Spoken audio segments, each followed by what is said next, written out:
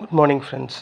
இந்த ஆடியோவில் ஒருத்தர் என்கிட்ட கேட்டது, சார் நான் ஐடிஎம் வாங்குகிறேன் லாஸு, ஓடிஎம் வாங்குகிறேன் அதுலேயும் லாஸு, ஏடிஎம் வாங்குகிறேன் அதுலேயும் லாஸு. அப்போது இது ஏன் இந்த மாதிரி வருது? அப்போது என்ன தான் இதில் இருக்கக்கூடிய பிரச்சனை? மார்க்கெட்டுக்கு எனக்கு எதிராக வேலை செய்தா, அல்லது ஆப்ஷன் ட்ரேடிங்கில் எங்கேயாவது நான் தப்பு பெருசாக பண்ணிடுறேன்னா? எனக்கு புரியவே மாட்டுது. உங்கள் வீடியோவை பார்த்து முன்ன ஓடிஎம்லேயும் ஏடிஎம்லேயும் ட்ரேட் பண்ணிக்கிட்டு இருந்தேன். இப்போ ஐடிஎம் பண்ணுறேன். 2 நாள் நல்ல ப்ராஃபிட் வந்தது. ஆனால் மறுபடியும் ஐடிஎம்லேயும் எனக்கு லாஸஸ் வருது. ஏன் இந்த மாதிரி ஆகுது? என்னால் புரிஞ்சிக்கவே முடியல அப்படின்ற மாதிரி கேட்டார். அதாவது எந்த ஸ்ட்ரைக் வாங்கிறது அப்படின்னு கேட்குறதுக்கு முன்னாடி நம்ம அந்த ஸ்ட்ரைக்கை எந்த சுச்சுவேஷனில் நம்ம வாங்கியிருக்கோம் அப்படின்றத புரிஞ்சிக்கணும். அதுதான் ப்ராஃபிட்டுக்கும் லாஸுக்கும் உள்ள மிகப்பெரிய வித்தியாசம். அந்த டைமிங் தாங்க அதில் முக்கியமானது, நம்ம பார்க்க வேண்டியது. ஐடிஎம் வாங்கிட்டால் மட்டும் ப்ராஃபிட் வரும் நான் எங்கேயுமே சொல்லலை. ஐடிஎம் வாங்கினா கரெக்டான இடத்துல என்ட்ரி எடுக்கணும். சப்போர்ட்டு, ரெசிஸ்டண்ட்டு, மார்க்கெட்டோட டைரெக்ஷன் இதெல்லாம் செக் பண்ணிவிட்டு தான் ஐடிஎம்மை வாங்கணும். ஐடிஎம்மில் நான் ஏன் அதிகப்படியாக வாங்க சொல்கிறேன்னா, அதில் தான் அந்த டைம் டிகே ஸ்டேபிளாக இருக்கும். பெரிய லெவலில் ஏற்றமும் இருக்காது, பெரிய லெவலில் இறங்கவும் இருக்காது. பட் ஏடிஎம், ஓடிஎம்லாம் டீட்டா எஃபெக்ட்டு ஹெவியாக இருக்கும். ஸ்பீடாக இறங்கும், ஸ்பீடாக மெல்ட் ஆகும். அந்த ஒரு ரீசனால தான் நான் ஐடிஎம்மே எப்போவுமே ஃபோக்கஸ் பண்ணுங்கள். அதுதான் ப்ராஃபிட்டபுளாக இருக்கும்னு சொல்கிறதுக்கு முதற் காரணமே அதுதான். அவர் கேட்டதுக்கு நம்ம வருவோம். ஐடிஎம், ஏடிஎம், ஓடிஎம் அப்படின்னா என்ன? அவர் புதுசாக இருக்கார், பிகினர் போல முதல்ல ஒரு விஷயம் நம்ம கிளியராக புரிஞ்சுக்கணும். ஐடிஎம்ன்றது இந்த மணி ப்ரீமியம் அங்கே கண்டிப்பாக அதிகமாக தான் இருக்கும். ஆனால் மொமெண்டம் ஸ்டேபிளாக கரெக்டாக ஃபாலோ பண்ணும். ஏடிஎம்ன்றது அட் த மணி, கரண்ட் ப்ரைஸில் தான் அது ட்ரேடே ஆகும். அதனால தான் அதுக்கு அட் த மணி அப்படின்னு சொல்லுவாங்க. OTM out of the money, cheap premium, குறைஞ்ச பணத்தில் அதிக குவான்டிட்டி எடுக்க முடியும். ஆனால் அதோட டைம் டிகே வேகமாக நடக்கும். ரொம்ப பேர் என்ன நினச்சிக்கிறாங்கன்னா, ஓடிஎம் சீப்பு, ஒரு பெரிய மூவ் வந்தால் ஜாக்பாட் வரும் அப்படின்ற மாதிரி நினைக்கிறாங்க. அதே மாதிரி ஐடிஎம் சேஃபு, அதில் லாஸ் வராது அப்படின்னு நினச்சிக்கிறாங்க. ரெண்டுமே வாய்ப்புகள். ஓடிஎம் சீப்பு, ஆனால் அதில் பெரிய மூமெண்டம் வரும் அப்படின்றது என்றைக்கோ ஒரு நாள் கண்டிப்பாக வரும். அது ப்ராஃபிட் தரும். ஆனால் ஐடிஎம்மில் லாஸே வராது அப்படின்னு சொல்ல முடியாது. இப்போ அவர் கேட்குறாருல, ஐடிஎம் எடுத்தாலும் லாஸ் தான் சார் வருது அப்படின்னு. ஆனால் அப்போ அதில் இருக்கக்கூடிய உண்மை என்னென்னா, ஸ்ட்ரைக் மட்டும் ப்ராஃபிட் தராது. அந்த ஸ்ட்ரைக்கில் இருக்கக்கூடிய டைமிங் வித் மொமெண்டம் இதுதான் ப்ராஃபிட் தரும். நம்ம எடுக்கிற நேரம், அதோட கேண்டில் ஸ்டிக்ஸு, ப்ரைஸ் ஆக்ஷனோட மொமெண்டம், இதை பேஸ் பண்ணி தான் நமக்கு ப்ராஃபிட்டே தரும். அப்போ ஏன் எல்லாத்துலேயும் லாஸ் வருது அப்படின்னு கேட்டிங்கன்னா, டைரெக்ஷன் முதல்ல சரியாக இருக்கா? ஒருத்தருக்கு டைரெக்ஷன் சரியாக இருந்தால் டைமிங் தப்பாக இருக்கும். ஒருத்தருக்கு டைமிங் கரெக்டாக இருப்பார், மார்க்கெட் ஏறுற மாதிரி இருக்கும். ஆனால் மார்க்கெட் பெரிய லெவலில் ஏறாது, கொஞ்சமாக ஏறி அங்கேயே அரைச்சிக்கிட்டு இருக்கும். ஸோ இந்த மாதிரி டைரெக்ஷன் சரியாக இருந்து டைமிங் தப்பாகவும் இருக்கலாம். டைமிங் கரெக்டாக இருந்து நீங்கள் டைரெக்ஷனில் மார்க்கெட் மேலே வேகமாக போகாமல் ஸ்லோவும் ஆகலாம். இந்த மாதிரி ப்ராப்ளம் டிஃபால்ட்டாக ட்ரேடிங்கில் நடக்கும். அப்போ நீங்கள் மார்க்கெட் மேலே போகும்போது சரியாக ப்ரிடிக்ட் பண்ணியிருக்கலாம். ஆனால் அது எப்போ போகும் அப்படின்றது நமக்கு தெரியாது. அது போனால் மட்டும்தான் நமக்கு மிகப்பெரிய ப்ராஃபிட் கிடைக்கும். அது போகலன்னா நமக்கு அந்த ஆப்ஷன் குறைய ஆரம்பிக்கும். ஏன்னா அங்கே டைம் டிகே வேலை செய்யுது. இதுதான் உதாரணம். அடுத்தது ஒரு ஓடிஎம் வாங்குறது ஏன் பெரிய தப்பு நான் அடிக்கடிக்கு சொல்கிறேன்னா, ஓடிஎம் ஆப்ஷன் சீப்பு அப்படி இருக்கும். அதனால தான் எல்லாருமே அதை போய் வாங்குகிறாங்க. ஆனால் பிகினர்ஸ் என்ன பண்ணுறாங்கன்னா, ₹100 ப்ரீமியம் விட ₹10 ப்ரீமியம் நல்லது, நிறைய லாட் எடுக்கிறான், அதில் ப்ராஃபிட் வந்தால் பெரியசாக வரும் அப்படின்ற மாதிரி. ஆனால் நடக்குதா அப்படின்னு கேட்டால், ட்ரேடர் நீங்கள் தான் சொல்லணும். ஒவ்வொருத்தரும் ஓடிஎம்மில் எத்தனை வாட்டி எடுக்கிறீங்க? என்றைக்கோ ஒரு நாள் நடந்திருக்கும். மற்ற எல்லா நாளும் நடக்குதான்னு கேட்டால் அதுக்கு ஆன்சர் இல்லைன்னு தான் வரும். அப்போ ப்ராப்ளம் இங்கே என்ன? ஓடிஎம் ஸ்ட்ராங் மூவ் ஒன்று வந்தால் மட்டும்தான் உங்களுக்கான ப்ராஃபிட் அங்கே பெரிய லெவலில் கிடைக்கும். மார்க்கெட்டில் ஸ்ட்ராங் மூவ் எப்போது ஒரு வாட்டி தான் வரும். மார்க்கெட் கொஞ்சம் மூவ் பண்ணாலும் போதாது. ஓடிஎம்லலாம் வைலண்ட்டாக மூவ் பண்ணணும், அப்போ தான் அது ப்ராஃபிட்கே வரும்.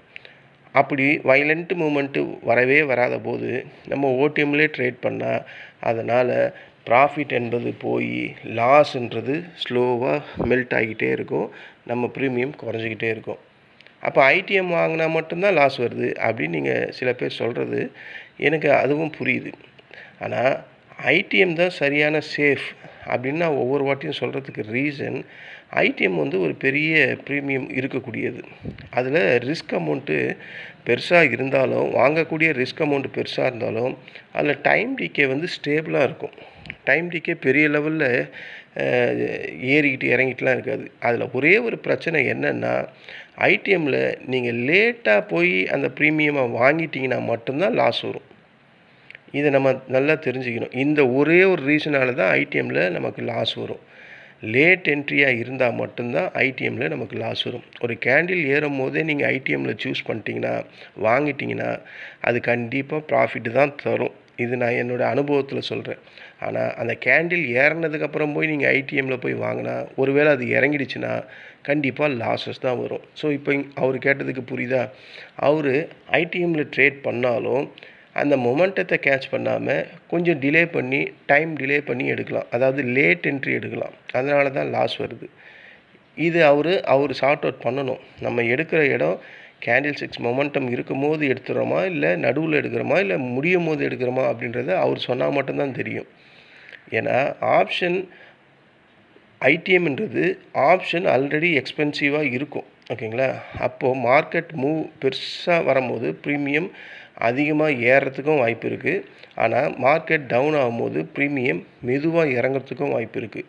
நம்ம எடுக்கக்கூடிய அந்த ஐடிஎம் என்ட்ரி லேட் என்ட்ரி இல்லாமல் கரெக்ட் டைமிங் என்ட்ரியாக இருந்தால் கண்டிப்பாக அதில் ப்ராஃபிட் வரும். அவர் கேட்டதுக்கு இதுதான் விளக்கம். என்ட்ரி இல்லாமல் இம்பல்ஸ் ட்ரேடு அப்படின்னு சொல்லுவாங்க. அதாவது மோஸ்ட் ட்ரேடர் என்ன பண்ணுறாங்கன்னா, ஸ்ட்ரைக்கை மட்டும் தான் செலக்ட் பண்ணுறாங்க, அதோட செட்டப்பை செலக்ட் பண்ண மாட்றாங்க. நான் 1000 வாட்டி சொல்கிறேன், செட்டப்போடு ட்ரேட் பண்ணுங்கள் அப்படின்னு.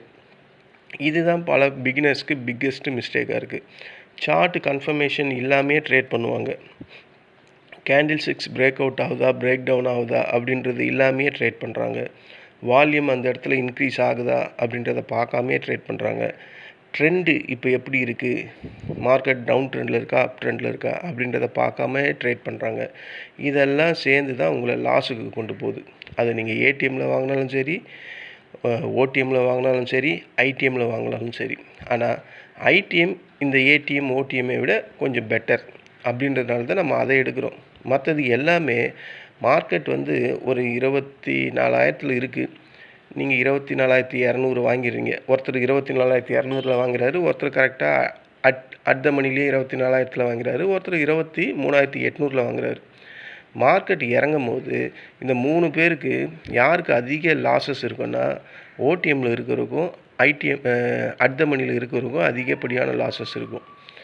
இந்த மணியில் இருக்கிறவருக்கும் லாஸ் இருக்கும். ஆனால் இவங்க 2 பேரை கம்பேர் பண்ணும்போது அவருக்கு கம்மியாக இருக்கும். ஆனால் அதே மார்க்கெட் அகைன் அந்த 24,000 ரீச் ஆகும்போது முதல்ல ஏறவன் யாராக இருப்பான்னா ஐடிஎம் மட்டும்தான் இருப்பான். அதே பழைய 24,000க்கு மார்க்கெட் மறுபடியும் வந்தாலும் இந்த அட் த மணியும் ஓடிஎம்மும் அவனோட பழைய ப்ரீமியத்துக்கு போகவே மாட்டான். ஏன்னா அது டைம் டிகேல உருகி இருக்கும். மறுபடியும் அது வந்து 24,000க்கு மார்க்கெட் போகும்போது அவனோட பழைய ப்ரீமியமே அவன் போக மாட்டான். இதுதான் அங்கே நடக்கும். இதை நீங்கள் நல்லா உன்னிப்பாக வாட்ச் பண்ணால் அது உங்களுக்கு கண்டிப்பாக தெரியும். அதனால தான் நான் ஐடிஎம் எடுங்கன்னு சொல்கிறதுக்கான ரீசன். அப்போது இந்த மாதிரி ஐடிஎம், ஓடிஎம், ஏடிஎம்மில் இருக்கக்கூடிய உண்மையான ப்ராப்ளம் என்னென்னா, இதில் இருக்கக்கூடிய பாயிண்ட் வந்து மார்க்கெட் உங்களை எப்போவுமே டார்கெட் பண்ணி லாஸை கொடுக்கல. ஆப்ஷன் ட்ரேடிங்கில் மெஜாரிட்டி லாஸ் வர்றதுக்கு காரணம் அதாவது ப்ராபபிலிட்டியை பார்க்காம வாங்கிறது. ஓகேங்களா? அதாவது ஒரு செட்டப் இல்லாமல் ட்ரேட் பண்ணுறது, ஒரு பேஷன்ஸ், ஒரு ட்ரேட் எடுத்துருவாங்க, அதுக்கு கொஞ்சம் கூட டைம் கொடுக்காம உடனே க்ளோஸ் பண்ணுவாங்க. Fear of missing out. ஒரு கேண்டில் ஆரம்பத்தில் ஏறும்போது வாங்காமல் பாதி ஏறி இல்லை முடியும் போது போய் அங்கே போய் வாங்கிறது. இந்த மாதிரி டெலகிராம் டிப்ஸு, ரிவெஞ்ச் ட்ரேடிங் இந்த மாதிரியெல்லாம் இருக்கிறதுனால தான் உங்களால் ட்ரேடிங் ப்ராப்பராக பண்ணவே முடியல. அதனால தான் அக்கௌண்ட்டும் டெஸ்ட்ராய்ட் ஆகிட்டே இருக்குது. அப்போ இதை எப்படி அவாய்ட் பண்ணுறதுன்னா, மார்க்கெட்டோட ட்ரெண்டை பாருங்கள். மார்க்கெட் என்ன ட்ரெண்டில் இருக்குது, ட்ரெண்டிங் மார்க்கெட்டா, சைட்வே மார்க்கெட்டா அப்படின்னு பாருங்கள். ட்ரெண்டு கிளியராக இருந்தால் மார்க்கெட்டில் ஐடிஎம்மை சூஸ் பண்ணுங்கள். ஓகேங்களா? வீக்லி எக்ஸ்பைரியில் தயவு செஞ்சு ஓடிஎம்மில் ட்ரேட் பண்ணாதீங்க, அதை அவாய்ட் பண்ணுங்கள். ஓகேங்களா? எக்ஸ்பைரி டேயில் ஓடிஎம் ஆப்ஷன் ராக்கெட் மாதிரி போகும் அப்படின்னு உங்களுக்கு தோணுனா அது கண்டிப்பாக ஜீரோவும் ஆகும் அப்படின்ற எண்ணமும் வரணும். இதில் தான் பிகினர்ஸ் அதிகப்படியாக எக்ஸ்பைரி டேயில் லாஸ் பண்ணிக்கிட்டே இருக்காங்க. பிகினர்ஸ் மட்டும் இல்லை, வெல் எக்ஸ்பீரியன்ஸ் பர்சனும் லாஸ்ட்டு எக்ஸ்பைரி டேயில் அதிக குவான்டிட்டி வாங்கி லாஸ் பண்ணுறதும் இந்த எக்ஸ்பைரி டேயில் ஓடிஎம்மில் தான். ஓகேங்களா? ஒரு சின்ன ஸ்மால் குவான்டிட்டி ஒரு ட்ரேடில் ஒரு ஸ்மால் குவான்டிட்டியை உங்கள் ஃபுல் அமௌண்ட்டை யூஸ் பண்ணாமல் கொஞ்சமாக யூஸ் பண்ணி ஒரு ஸ்மால் ரிஸ்க்கை எடுங்க. அவ்வளோதான் எடுக்கணும். ஏன்னா போகிறது நம்ம காசு அப்படின்ற அந்த நினப்பு வரணும். அந்த மாதிரி நீங்கள் பண்ணிங்கன்னா ப்ரொஃபஷ்னல் ட்ரேடர் மாதிரி மார்க்கெட்டில் சர்வே பண்ணலாம். இல்லை இதெல்லாம் நம்மளால் ஃபாலோ பண்ண முடியலன்னா மார்க்கெட்லேருந்து நம்ம வெளியே போய்கிட்டே தான் இருப்போம். ஸ்டாப் லாஸை மேண்டேட்டரி பண்ணுங்கள். ஒரு நாளில் ட்ரேடு இல்லைனாலும் அது உங்களுக்கான சக்ஸஸ் அப்படின்ற மாதிரி திங்க் பண்ணுங்கள். ஸோ ஃப்ரெண்ட்ஸ், நீங்கள் ஐடிஎம்மில் ட்ரேட் பண்ணாலும் ஓடிஎம்மில் ட்ரேட் பண்ணாலும் ஏடிஎம்மில் ட்ரேட் பண்ணாலும் லாஸ் வர்றதுக்கு இதுதான் ரீசன். ஆனால் ஏடிஎம் ஓடிஎம்மை அவாய்ட் பண்ணிவிட்டு ஐடிஎம்மில் ட்ரேட் பண்ணுறது புத்திசாலித்தனம் அப்படின்னு நான் ஒவ்வொரு நாளும் அதை தான் சொல்லுவேன். ஸோ ஸ்ட்ரைக் செலெக்ஷனை விட செல்ஃப் கண்ட்ரோல் அங்கே முக்கியம். ப்ரீமியமில் நம்ம பார்த்து வாங்கிறது கரெக்டு. அதே நேரத்தில் மார்க்கெட்டில் ப்ராபபிலிட்டி என்னன்னு நம்ம பார்க்கணும். ஓகேங்களா? இதுதான் அவர் கேட்டதுக்கான விளக்கம். எப்போவுமே மார்க்கெட்டில் ஃபாஸ்ட் மணியை தேடாதீங்க. கன்சிஸ்டன்ஸான சின்ன சின்ன ப்ராஃபிட் தான் பெரிய ஹியூஜ் வெல்த்தை க்ரியேட் பண்ணும். அப்போ தான் நம்மளால் சஸ்டைனபிளாக மார்க்கெட்டில் இருக்க முடியும் அப்படின்னு நான் சொல்லி முடிக்கிறேன். இந்த வீடியோ உங்களுக்கு பயனுள்ளதாக இருந்தால் என்னுடைய சேனலை லைக் பண்ணுங்கள், சப்ஸ்கிரைப் பண்ணுங்கள். உங்கள் ஃப்ரெண்ட்ஸ் அண்ட் ரிலேட்டிவ்க்கு ஃபார்வர்ட் பண்ணி அவங்களையும் சப்ஸ்கிரைப் பண்ண சொல்லுங்கள். நன்றி, வணக்கம்.